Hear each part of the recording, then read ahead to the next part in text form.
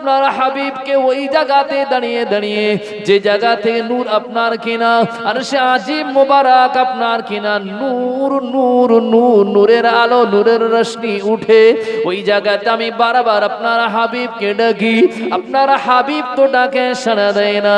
আমার আল্লাহ রাব্বুল আলামিন বললেন, ও জিবরাইল, সারা জীবন যদি মুহাম্মদ আহমদ রাসূলুল্লাহ হাবিবুল্লাহ বলে তুমি ডাক দাও, আমার হাবিব রওজা আকদাস থেকে উঠবেন না। তুমি একবার গিয়ে বলো, ও শাফিউল মুজনামিন, ও শাফাআতকারী নবী, এই কথাটা আমার হাবিবুল্লাহ রওজা আকদাসের পাশে গিয়ে বলো। আল্লাহ পাকের আদেশে জিবরাইল আমিন এসে রওজা আকদাসের সামনে দাঁড়িয়ে হযরতে জিবরাইল আমিন বলবে, ও শাফিউল মুজনামিন, ও শাফিউল মুজনামিন, ও রাহমাতুল লিল আলামিন বলে যখন জিবরাইল একটিবার আওয়াজ দেবে, আল্লাহ পাকের আদেশে কবরের মাটিটা ফাটল ধরবে বাবা, কবরের মাটিটা দুই ভাগে ভাগ হয়ে যাবে। আমার আপনার নবী তো জানের বাদশাহ সাইয়্যিদুল মুরসালিন শাফিউল মুজনামিন রওজা আকদাস শরীফ থেকে সর্বপ্রথমে উঠে আল্লাহর হাবিব ওই সময় জিবরাইল আমিনের মুখের দিকে তাকিয়ে বলবে, ও জিবরাইল, ও জিবরাইল, বলো না বলো না, আমার উম্মত উম্মতানি কোথায়? জোরে বলুন সুবহানাল্লাহ, একটু আওয়াজ দিয়ে বলুন সুবহানাল্লাহ। নবীজি সর্বপ্রথমে উঠে বলবেন না যে আরশে আজিম আরশে মহল্লা কোথায়, আমার জান্নাত থাকার জায়গা কোথায়, আমার বিবি আয়েশা খাদিজা কোথায়, এ কথা বলবেন না। নবীজির জবানের প্রথম লফজ প্রথম ভাষা হবে, আমার উম্মত আর উম্মতানি জিবরাইল কোথায়? আপনি ভাবুন, যদি নবীকে দুনিয়ায় আমরা ভুলে যাই, নবীও তো আমাদেরকে সেদিন ভুলে যাবে। যাবে কি যাবে না বাবা? যাবে কি যাবে? আর নবীকে যদি আমরা স্মরণে রেখে থাকি, যদি স্মরণ করে যদি আমরা দুনিয়া থেকে বিদায় নেই, কসম আল্লাহর, নবী আমাকেও কিন্তু স্মরণ করবেন। ও জিবরাইল আমিন ওই সময় বলবেন, ইয়া রাসূলুল্লাহ, ইয়া হাবিবাল্লাহ, সর্বপ্রথমে আল্লাহ রাব্বুল আলামিন আপনাকেই উত্তোলন করেছে, আপনি সর্বপ্রথম মানুষ হিসাবে আল্লাহ আপনাকেই কিন্তু কবর থেকে উঠিয়েছে। এখনো কোনো মানুষকে, কোনো ইনসান জাতিকে তোলেননি। এই আল্লাহর বান্দা নবীর উম্মত, আমার আপনার নবী জিবরাইল আমিন ওই সময় বলবেন, ইয়া রাসূলুল্লাহ, ইয়া হাবিবাল্লাহ, আল্লাহ পাক রব্বুল আলামিন আপনাকে ডাক দিয়েছে। আমার আপনার নবী আমার আল্লাহ পাক রব্বুল আলামিনের সম্মুখে যাবেন, আল্লাহকে গিয়ে বলবেন, আল্লাহ আমার উম্মত আমার উম্মতানি কোথায়? আমার আল্লাহ বলবেন, দোস্ত গো, আমার হাবিবকেও কাঁদবেন না, কাঁদবেন না। আমি আল্লাহ রব্বুল আলামিন কোরআনে কারীম আপনার উপরে অবতীর্ণ করেছি। কোরআনে কারীমে একটি আয়াত আপনাকে শুনিয়েছি, ওয়ারাফা'না লাকা যিকরাক, ওয়ারাফা'না লাকা যিকরাক। হাবিব, আপনাকে আমি আল্লাহ রাব্বুল আলামিন খুশি করব।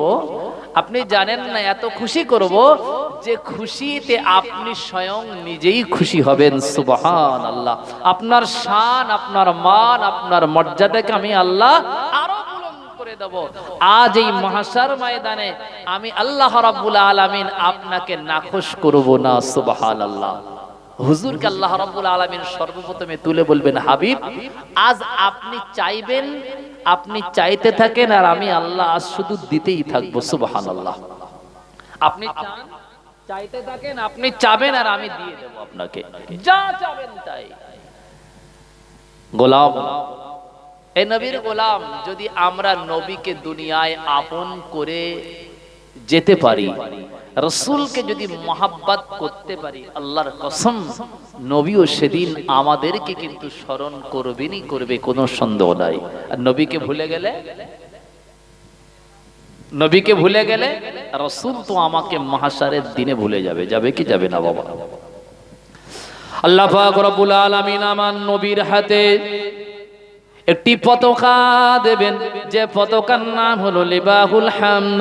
এই পতাকাটা আল্লাহ রাব্বুল আলামিনের প্রিয় হাবিবকে আল্লাহ রাব্বুল আলামিন মাহশার ময়দানে সর্বপ্রথমে দান করবেন। এ আল্লাহ পাকের বান্দা, আল্লাহ পাকের নবী ওই লিবাহুল হামদ পতাকাটা যখন কিনা মাহশার ময়দানে উত্তোলন করবেন বাবা, হযরতে আদম থেকে নিয়ে কিয়ামতের আগ পর্যন্ত সমস্ত নবী রাসূল পয়গম্বর তাদের ঈমানদার উম্মত উম্মতানি, আমার নবীর ভালোবাসার উম্মত আর উম্মতানি, আদম থেকে নিয়ে কিয়ামতের আগ পর্যন্ত সমস্ত ঈমানদার বান্দা বান্দি, তাদের ভিতরে নবী রাসূল পয়গম্বররাও থাকবেন বাবা। লিবাহুল হামদ এই পতাকার নিচে সমস্ত নবী আলাইহিমুস সালাম সহ সমস্ত ঈমানওয়ালা বান্দা ও বান্দিরা তারা এই পতাকার নিচে গিয়ে আশ্রয় নেবে। বলুন না সুবহানাল্লাহ।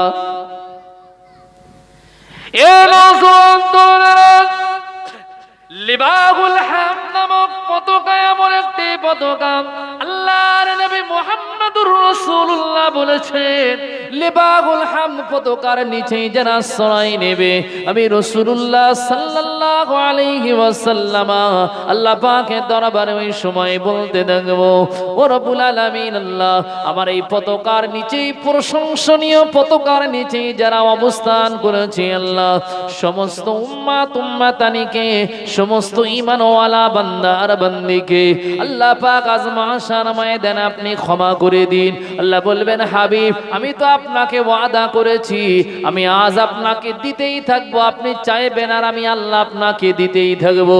হাবিব যদি আপনি বলেন সবাইকে ক্ষমা করে দিতে, আমি আল্লাহ পতাকার নিচেই যে কোটি কোটি বান্দা আশ্রয় নিয়েছে আমি সবাইকে বিনা হিসাবে ক্ষমা করে এদেরকে আমি আল্লাহ জান্নাতুল ফেরদাউস দিয়ে দিলাম। জোরে বলুন সুবহানাল্লাহ।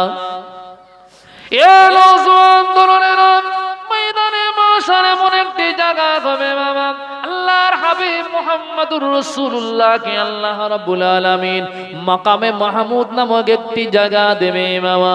এই মাকামে মাহমুদ আমার নবী ছাড়া অন্য কাউকে আল্লাহ পাক দেবেন না। মাহশার ময়দানে আমার আল্লাহ পাক রাব্বুল আলামিন হাউজে কাউসার দেবে, যে হাউজে কাউসারের ধারাটা জান্নাতের নাহার থেকে প্রবাহিত। এই হাউজে কাউসারের কে আমার আল্লাহ রাব্বুল আলামিনের নবীকে দান করবেন। খুব ঠান্ডা মাথায় বুঝুন বাবা, ও নওজোয়ান তরুণেরা, আমার আল্লাহ রাব্বুল আলামিন আমার হাবিবকে একটি কথা বলবে, হাবিব তা আমার তো অসুবিধা হবে, তাহলে আমার তো যদি সাউন্ড যদি আমার না হয় তাহলে তো আমি বলতেই পারবো না। আমার কানে তাহলে একটা আওয়াজ লাগান, অসুবিধাটা কি? আসতে বলবো নাকি? ও তাহলে বক্সটা একটু ঘুরিয়ে দিলে হয়, এই সাইডের দিকে নাই, বক্সটা নাই ঘুরিয়ে দাও। দরুদ শরীফ পড়েন, আল্লাহুম্মা সাল্লি আলা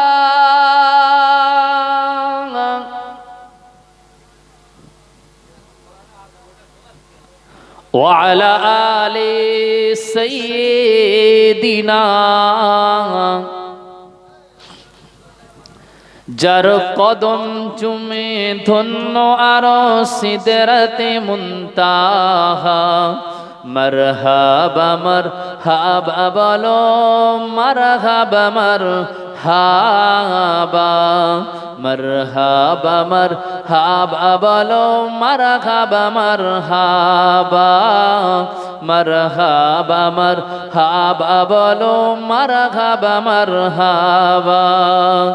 দয়ার নবীর মেরাজ রাতে জিবরাইল নিয়ে বরক সাথে, আগে আগে জিবরিল পিছে কমলিওয়ালা, মারহাবা মারহাবা বলো, মারহাবা মারহাবা, মারহাবা মারহাবা বলো, মারহাবা মারহাবা। আল্লাহুম্মা সাল্লি আলা,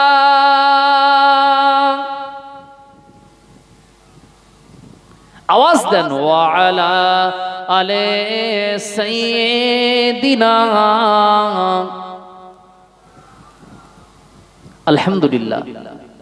দরুদ শরীফ পড়েছেন, গোনা হয়েছে না নেকি আর সওয়াব হয়েছে বাবা? সওয়াব হয়নি? অনেক সওয়াব। কত সওয়াব? আল্লাহ রাব্বুল আলামিনের রাসূল বলেছেন, যে ব্যক্তি আমার নামে একবার দরুদ শরীফ পড়বে সাল্লাল্লাহু আলাইহি আশারা, আল্লাহ তার উপরে 10টা রহমত নাজিল করবেন। সুবহানাল্লাহ।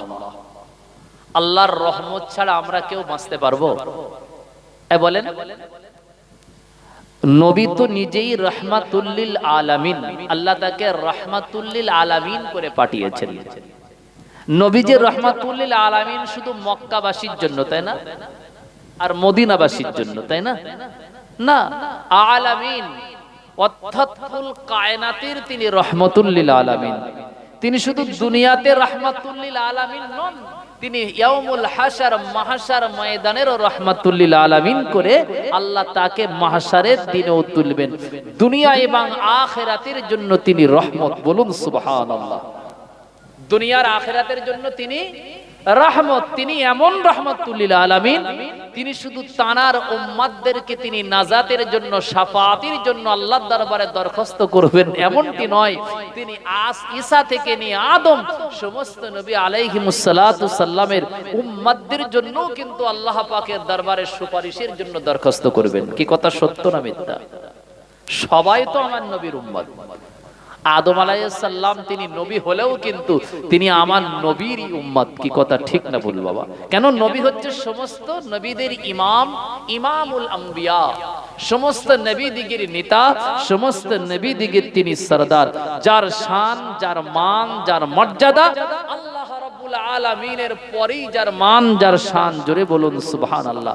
আর রাহিকুল মাখতুম কিতাবের ভিতরে লেখা হয়েছে, সবথেকে আল্লাহর কাছে সবথেকে যার বেশি সম্মান তিনি হলেন মুহাম্মদ সাল্লাল্লাহু আলাইহি ওয়াসাল্লাম। বলুন সুবহানাল্লাহ। আর পৃথিবীতে যত উম্মত এসেছে সমস্ত উম্মতদের ভিতরে মুহাম্মদুর রাসূলুল্লাহর উম্মতের সম্মান আল্লাহর কাছে সবথেকে অধিক। বলুন সুবহানাল্লাহ। কেন অধিক? আমরা কিন্তু হায়াতে অনেক কিন্তু কম। ইতিপূর্বে যে নবী আলাইহিমুস সালামের উম্মতরা এসেছিল তারা অনেক লম্বা হায়াত পেয়েছেন। পেয়েছেন না পাইনি?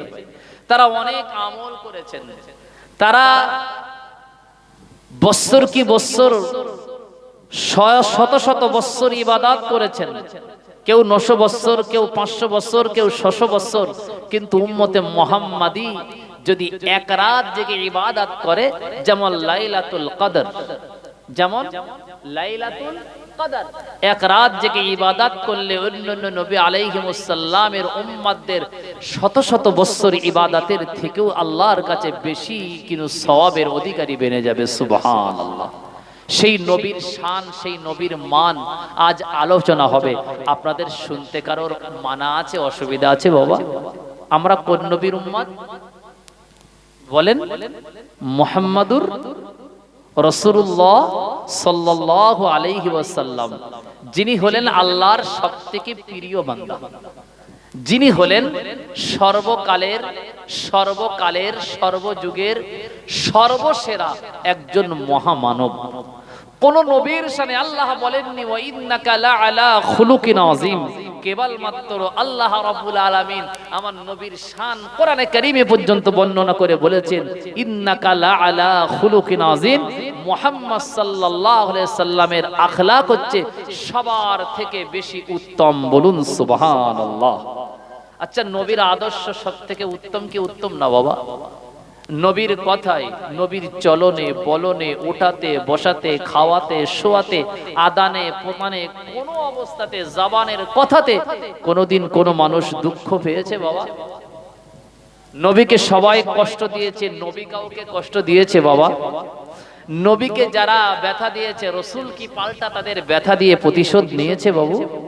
নবীর গালে চড় মেরেছে, নবীকে চড়ের আঘাত দিয়ে তার প্রতিশোধ নিয়েছে তো নাকি?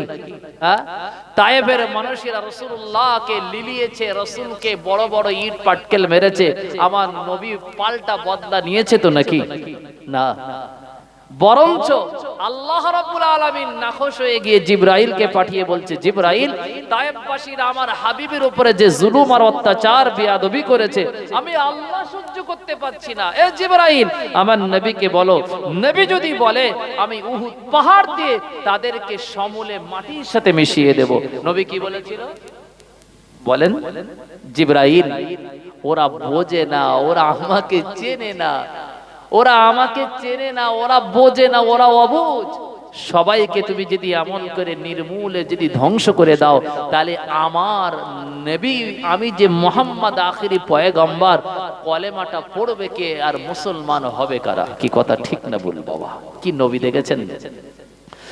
ভাইরা বাবাজিরা, নওজওয়ান তরুণেরা, সেই মুহাম্মদুর রাসূলুল্লাহ সাল্লাল্লাহু আলাইহি ওয়াসাল্লামের এটা হলো আগমনের মাস মামা।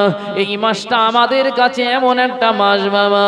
এ নওজওয়ান তরুণেরা, নবীর উম্মাতানি গণেরা, আমরা নবীকে ভালোবাসি বলে নবীজির এই আগমনের মাসটা আমাদের বেশি মহব্বত লাগে, বেশি ভালো লাগে। ভাইরা বাবাজিরা, মুহাম্মদুর রাসূলুল্লাহ সাল্লাল্লাহু আলাইহি ওয়াসাল্লামের জীবন আদর্শ যদি আমরা জানা বোঝা করি, নবী মুহাম্মদুর রাসূলুল্লাহর আখলাক যদি আমরা জানা বোঝা করি, মুহাম্মদুর রাসূলুল্লাহর 63 বছর জিন্দেগি যদি আমরা জানা বোঝা করি, বিশ্বাস করুন বাবা, আমরা বক্তারা যদি মুহাম্মদুর রাসূলুল্লাহর জীবন আর আদর্শ নিয়ে আলোচনা করি, বছরের পর বছর, আপনার কিনা যুগের পর যুগ চলে যাবে, মুহাম্মদুর রাসূলুল্লাহর জীবন, আখলাক, আদর্শ আর চরিত্র বর্ণনা করে পৃথিবীর কোন মানুষ কোনদিন শেষ করতে পারবে না। পারবে কি? কেন? নবীজির জিন্দেগি শুরু হয়েছে, নবীদের জিন্দেগি কোন দিন থেকে, কবে থেকে শুরু হয়েছে? যেদিন আদম নবী দুনিয়ায় ভূমিষ্ঠ হয়েছে সেদিন থেকে, তাই না? সেদিন থেকে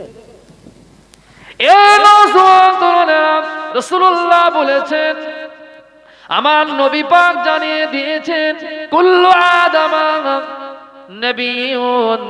নবী আদম আলাইহিস সালাতু ওয়াস সালামের কথা বলে রাসূল বললেন, বাইনাল মাই ওয়াত তিন।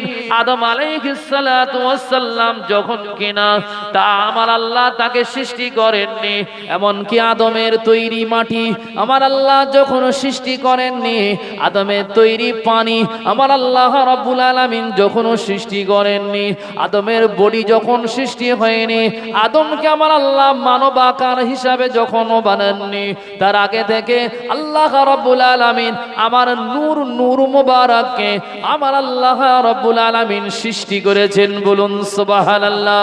ভাইরা বাবাজিরা, নওজওয়ান তরুণেরা, আরশে আজিম যখন সৃষ্টি হননি, ও আল্লাহর বান্দা, সর্বপ্রথমে আল্লাহ রাব্বুল আলামিন আমার নবী মুহাম্মদুর রাসূলুল্লাহর নূরে মুজাসসামকে আমার আল্লাহ রাব্বুল আলামিন সৃষ্টি করেছেন। আর একবার বলুন সুবহানাল্লাহ। ভাইরা বাবাজিরা, নওজওয়ান তরুণেরা, হযরতে আদম আলাইহিস সালাতু ওয়াস সালামকে আমার আল্লাহ রাব্বুল আলামিন তায়েফের মাটি দিয়ে, আপনার কিনা মাহে মুহররমের মাটি দিয়ে হযরতে আদমকে আমার আল্লাহ রাব্বুল আলামিন যখন কিনা বানালেন বাবা, এ আল্লাহ পাকের বান্দা, খুব ঠান্ডা মাথায় বোঝার চেষ্টা করুন। আদমের রূহকে আল্লাহ আদমের ভিতরে পৌঁছে দিলেন, বারবার রূহটা আদমের ভিতরে পৌঁছে দেওয়া হয়, আর আদমের ভিতর থেকে রূহটা বারবার হয়ে চলে আসে। আমার আল্লাহ রাব্বুল আলামিন আদমের রূহকে জিজ্ঞাসা করেছিল, ও আদমের রূহ, বারবার আমি তোমাকে আদমের ভিতরে প্রবেশ করতে বলি আর তুমি তার ভিতরে পৌঁছে যাও, বারবার কেন বাহির হয়ে যাও? ওই সময় আদমের রূহ বলেছিল, ও রব্বুল আলামিন আল্লাহ, আদমের বডিটার ভিতরে এত অন্ধকার, আমি আদমের রূহের বডির ভিতরে তো থাকতে পারছি না। ভাইরা বাবাজিরা, নওজওয়ান তরুণেরা, খুব ঠান্ডা মাথায় বোঝুন, আমার আল্লাহ রাব্বুল আলামিন ওই সময় আদমের রূহকে আমার আল্লাহ রাব্বুল আলামিন বললেন, ও আদমের রূহ, তুমি একবার আরশে আজিমের নিচের দিকে তাকিয়ে দেখো, একটা তারকারাজি লটকানো রয়েছে, ওই তারকার দিকে একবার তুমি ফিরে তাকাও। আদমের রূহুর ওই সময় আরশে আজিমের নিচে একটি তারকা লটকানো রয়েছে মামা, ওই তারকার দিকে আদমের রূহটা যখন ফিরে দেখালো, আমার আল্লাহ রাব্বুল আলামিন জিবরাইল আমিন ওই সময় বলেছিল, ও জিবরাইল আমিন, ওই তারকারাজিতে একটু হাত হাত বুলিয়ে নিয়ে আদমের রূহের উপরে একটু বুলিয়ে দাও। জিবরাইল আমিন তারকারাজির গায়ে হাতটা বুলিয়ে নিয়ে আদমের রূহের উপরে যখন বুলিয়ে দিলেন বাবা, আমার আল্লাহ রাব্বুল আলামিন তৃতীয়বারের জন্য আদমের রূহকে আদেশ করেছিল, ও আদমের রূহ, আদমের ভিতরে তুমি প্রবেশ করো। আদমের রূহকে আমার আল্লাহ তৃতীয়বার যখন প্রবেশের জন্য আদেশ করলেন বাবা, আদমের রূহটা হযরতে আদম আলাইহিস সালাতু ওয়াস সালামের ভিতরে প্রবেশ করলেন, কিন্তু আর বাহির হলো না। আমার আল্লাহ রাব্বুল আলামিনের ফেরেশতারা জিজ্ঞাসা করেছিল, ও রাব্বুল আলামিন আল্লাহ, বারবার আদমের রূহটা বার হয়ে আসছিল, এবার আর কেন বাহির হয় না?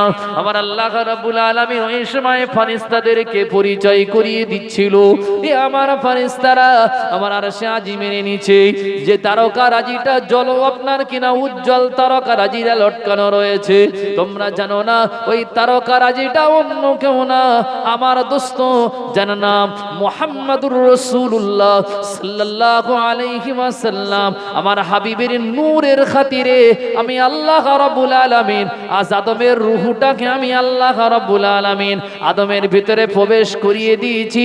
আজ রূহটা এর জন্য বাড়া হয় না, আমার মুহাম্মাদুর রাসূলুল্লাহর নূরের ওসিলায় আদমের বডির ভিতরটা আমি আল্লাহ রাব্বুল আলামিন আলোকময় নূরের রোশনাই বানিয়ে দিয়েছি। জোরে বলুন সুবহানাল্লাহ, একটু আওয়াজ দিয়ে বলুন সুবহানাল্লাহ। এ নওজোয়ান তরুণেরা, আদমের রূহটা আমার আল্লাহ রাব্বুল আলামিন আদমের ভিতরে যখন পৌঁছে দিয়েছিল, খুব ঠান্ডা মাথায় বুঝবেন, হযরতে হাওয়া আলাইহিস সালাতু ওয়াস সালাম এক তারিখে আদম আলাইহিস সালাতু ওয়াস সালামের কপালের দিকে তাকিয়েছিলেন। বারবার হযরতে আম্মা হাওয়া আদমের কপালের দিকে বারবার তাকায়। হযরতে আদম হাওয়াকে বলেছিল, ও বিবি হাওয়া, আমার কপালের দিকে তুমি বারবার কেন এমন ভাবে অবাক হয়ে কেন তাকিয়ে থাকো? হযরতে আম্মা হাওয়া বলেছিলেন, ও আমার প্রিয় পিরানের স্বামী হযরতে আদম, আপনি জানেন না আপনার কপাল থেকে একটা নূরের আলো, নূরের জ্যোতি আমি দেখতে পাই। হযরতে আদম আলাইহিস সালাতু ওয়াস সালাম ওই সময় আমার আল্লাহ রাব্বুল আলামিনকে জিজ্ঞাসা করেছিলেন, ও রব্বুল আলামিন, আমার কপাল থেকে পেশানি থেকে যে নূরটা প্রকাশ পাচ্ছে, এই নূরটাকে হযরতে আমার আদমকে আমার আল্লাহ রাব্বুল আলামিন বলেছিল, ওরে আদম, তুমি জানো না আমি আল্লাহ তোমাকে সৃষ্টি করতাম না, আমি আল্লাহ তোমাকে বানাতাম না, আমি আল্লাহ যার খাতিরে তোমাকে সৃষ্টি করেছি, ফেরেশতা কুলকে সৃষ্টি করেছি, আরশে আজিমকে সৃষ্টি করেছি, জিবরাইল, মিকাইল, ইসরাফিলকে সৃষ্টি করেছি, তোমাকে এবং তোমার বিবিকে যার খাতিরে বানিয়েছি, তার নূর মোবারকটা আমি আল্লাহ রাব্বুল আলামিন তোমার ভিতরে মওজুদ রেখেছি। ওই নূরটা অন্য কেউ না, ওই নূরটা হলো নূরে মুহাম্মাদি।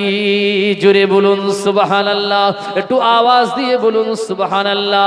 হাদিস শরীফের ভাষায় এসেছে, আদমের পেশানি থেকে আপনার কেনা যুগে যুগে যুগে যুগে সমস্ত নবী আলাইহিমুস সালাতু ওয়াস সালামের পেশানিতে মুহাম্মাদুর রাসূলুল্লাহর নূরকে আমার আল্লাহ রাব্বুল আলামিন এমন ভাবে আপনার কিনা পৌঁছে দিয়েছিলেন। সর্বশেষ হযরতে ইব্রাহিম আলাইহিস সালাতু ওয়াস সালামের আমার আল্লাহ পাক রব্বুল আলামিন তার পেশানিতে মুহাম্মাদুর রাসূলুল্লাহর নূরকে আমার আল্লাহ পৌঁছে দিয়েছিলেন। হযরত ইসহাক নবী তার কপালে আমার আল্লাহ রাব্বুল আলামিন নূরকে পৌঁছে দিয়েছিলেন। এমন করে যেতে যেতে সমস্ত নবী আলাইহিমুস সালাতু ওয়াস সালামের কপাল থেকে নিয়ে হযরতে আব্দুল্লাহ যিনি আমার নবীর আব্বা জান, এই আব্দুল্লাহর পেশানিতে আমার আল্লাহ মুহাম্মাদুর রাসূলুল্লাহর নূরকে আমার আল্লাহ পৌঁছে দিয়েছিলেন। জোরে বলুন সুবহানাল্লাহ, একটু আওয়াজ দিয়ে বলুন সুবহানাল্লাহ। আব্দুল্লাহর পেশানি থেকে আমাদের আম্মা জান হযরতে আমিনা রাদিয়াল্লাহু আনহার পেশানিতে আল্লাহ মুহাম্মাদুর রাসূলুল্লাহর নূরকে পৌঁছে দিয়েছিলেন। হযরতে আমিনা বর্ণনা করেন, ও দুনিয়ার মায়েরা, ও দুনিয়ার মানুষেরা, ও দুনিয়ার যুবকেরা শুনে রেখে দাও, আমি আমিনা যতটুকু জানি, আমি মুহাম্মদুর রাসূলুল্লাহর যখন গর্ভধারণ করেছি আমার ঘরটা ছিল বড় অন্ধকার, আমার ঘরে কোনো আলো ছিল না, আমার ঘরে কোনো বাতি ছিল না, আমার ঘরে এমন কোনো আলোর ব্যবস্থা ছিল না। আল্লাহকে সাক্ষী রেখে বলছি, মুহাম্মদ যেদিন থেকে আমার গর্ভে এসেছিল প্রত্যেক রাত্রে আমি আমিনা বর্ণনা করছি, আমার ঘরটা যেন নূরের আলোয় আলোকিত হয়ে যেত। জোরে বলুন সুবহানাল্লাহ। হযরত আমিনা আরো বর্ণনা করেছে, মুহাম্মদুর রাসূলুল্লাহ যখন ভূমিষ্ঠ হয়েছে আমি আমিনা দেখতে পাচ্ছি শাম সিরিয়ার অট্টালিকাগুলো আমার মুহাম্মাদের জিসিম মোবারক থেকে, আমার মুহাম্মাদের জিসিম মোবারক থেকে নূরের আলো এমন ভাবে আপনার কিনা নূরের আলো এমন ভাবে সিরিয়া এবং শাম দেশের অট্টালিকায় গিয়ে নূরের আলো এমন ভাবে পৌঁছে গিয়েছে গোটা শাম সিরিয়া যেন আমি আমিনা আমি সচোখে মুহাম্মদুর রাসূলুল্লাহর জিসিম মোবারকের নূরের আলোতে আমি পরিষ্কার ভাবে দেখতে পাচ্ছি। জোরে বলুন সুবহানাল্লাহ, একটু আওয়াজ দিয়ে বলুন সুবহানাল্লাহ, মন খুলে বলুন সুবহানাল্লাহ। দুরূদ শরীফ আল্লাহুম্মা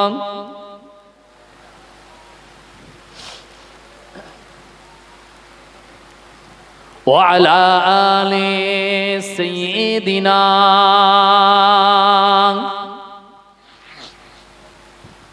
কালেমা লা ইলাহা ইল্লাল্লাহ, লা ইলাহা ইল্লাল্লাহ, লা ইলাহা ইল্লাল্লাহ মুহাম্মাদুর রাসূলুল্লাহ। ভাইরা বাবাজিরা, মুহাম্মাদুর রাসূলুল্লাহ এমন একজন ব্যক্তি, এমন একজন মানুষ যার শান যার মান বর্ণনা করলে যারা আশিকে রাসূল হয় তাদের কিন্তু এমনি কিন্তু মজা লাগে। কি কথা সত্য না মিথ্যা বাবা? যাকে ভালোবেসে বাসেন তার কথা তো শুনতে বেশি ভালো লাগে, আর যাকে ভালোবাসেন না তার কথা বললে রাগ হয়। হয় কি হয় না বাবা? হয় কি হয় না বলেন? আচ্ছা, আবু জেহেলের কাছে যদি নবীজির শান নিয়ে আমি শোনাই, আবু জেহেলের ভালো লাগবে? বলেন বলেন।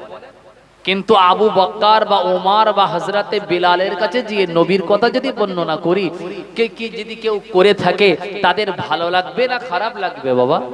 আপনাদের অন্তরে যদি নবীর কথা ভালো লাগে, বিশ্বাস করুন আমি এতটুকু কথা আপনাদেরকে বলতে পারি, আপনাদের অন্তরে নবীর মহব্বত আছে, এতে কোনো সন্দেহ নাই। আর আমি আগেই বলেছি, জাহান্নাম কাউকে দেখে ভয় পায় না, যার কলিজার ভিতরে হুজুরের মহব্বত রয়েছে তাকে দিয়ে জাহান্নাম ভয় পায়। কি কথা সত্য না মিথ্যা বাবা? জাহান্নাম কাকে দেখে ভয় পায়? যে দেশের প্রধানমন্ত্রী বাবা থাক, দরকার নাই, তাই না? জাহান্নাম ওসব কাউকে চেনে না, জাহান্নাম আশিকে রাসূলকে চেনে। নবীজিকে যারা বেশি মহব্বত করেছে, জাহান্নামের আগুন তার জন্য আল্লাহ কি করেছে বলেন বলেন? হারাম করে দিয়েছে। একটা প্রমাণ দিচ্ছি, হযরতে রাসূল করিম সাল্লাল্লাহু আলাইহি সাল্লাতু ওয়াসাল্লামের জানের টুকরা সাহাবা হযরতে আবু হুরায়রা রাদিয়াল্লাহু তাআলা আন, নবীজির একেবারে কাছের মানুষ, নবীজির খাদেম ছিলেন। হযরতে আনাস আর হযরতে আবু হুরায়রা, কি পানির ঝাপটা আসছে নাকি? এই ঝাপটা আসছে? ঠিক আছে। হযরতে আনাস আর আবু হুরায়রা রাসূলুল্লাহর খুব কাছাকাছি থাকতেন, রাসূলের তারা খেদমতে থাকতেন। হযরতে আবু হুরায়রা বর্ণনা করছেন, আল্লাহর নবীর একজন গরীব সাহাবী হযরতে আবু হুরায়রা বর্ণনা করছেন, নবীজির একজন গরীব সাহাবী হুজুরকে দাওয়াত দিয়েছেন। নবীকে দাওয়াত দিয়ে বাড়ি আনা আনন্দের ব্যাপার না বাবা?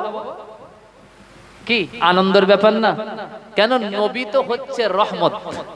নবী যেখানে কদম রেখেছে ওই জায়গাটা রহমতে পরিপূর্ণ হয়েছে। সুবহানাল্লাহ। নবী হালিমাতুস সাদিয়ার ঘরে গিয়েছেন, হালিমার ঘরটা ছিল কি? হালিমার ঘরটা ছিল একেবারে দুর্ভিক্ষের মতন, স্তনে দুধ ছিল না, বাড়িতে খাওয়া হতো না, গরিব ছিলেন, কিন্তু রাসূল করিম সাল্লাল্লাহু আলাইহি সাল্লাতু সাল্লামের কদম পড়েছে হালিমার ঘর। হালিমার ঘরটা কি হয়েছে বলেন? বরকত আর রহমতে পরিপূর্ণ হয়ে গিয়েছে। বলুন না সুবহানাল্লাহ। কি কথা সত্য না মিথ্যা বাবা? হযরতে হালিমাতুস সাদিয়া বর্ণনা করে মুহাম্মদুর রাসূলুল্লাহ সাল্লাল্লাহু আলাইহি ওয়াসাল্লাম শিশু মুহাম্মদ কয়েকদিনের সন্তান আমি যখন আমার ঘরে এনেছি আমি অবাক হয়ে যাই। আমার স্বামী হারেসা তখন কিনা বলছিল, ও আমার পিনারের বিবি, ও হযরতে হালিমা, আমি বড় ক্ষুধার্ত, আমার গোয়াল ঘরে তো ছাগল রয়েছে। হযরতে হালিমা বললেন, পিনারের স্বামী হারেসা, আপনি একটু ওই গোয়াল ঘরেতে গিয়ে ছাগলের স্তন থেকে দুধ দুয়ে নিয়ে আসেন। হারেসা ওই সময় বলেছিল, এই পিরানের বিবি, ছাগলগুলো তো রোগারুগ্ন, আমি যা ক্ষুধা আমার লেগে গিয়েছে, সামান্য দুধ হয়তো ছাগলের বাট থেকে স্তন থেকে আমি হয়তো তার কাছ থেকে নিতে পারবো, কিন্তু আমার তো পেট ভরবে না, তুমিও ক্ষুধার্ত আমিও ক্ষুধার্ত। হযরতে হালিমা বলেছিল, ও পিরানের স্বামী হারেসা, আপনি একটু ছাগলের কাছে পৌঁছে যান। হযরতে হারেসা যখন কিনা ছাগলের কাছে পৌঁছে গেলেন, স্তনে যখন কিনা হাতটা লাগিয়েছিল, বাবা আল্লাহর কসম করে বলছি, হযরতে হালিমা বর্ণনা করেছেন মুহাম্মদুর রাসূলুল্লাহ আমার ঘরে আসার কারণে রোগারুগ্ন দুর্বল ছাগলের স্তনগুলো দুধে পরিপূর্ণ হয়ে গেল। আমি হারেসা, আমি হালিমা অবাক হয়ে যায়। আমার একটি ছাগল নয়, যত ছাগলগুলো ছিল সমস্ত ছাগলের স্তনগুলো দুধে পরিপূর্ণ।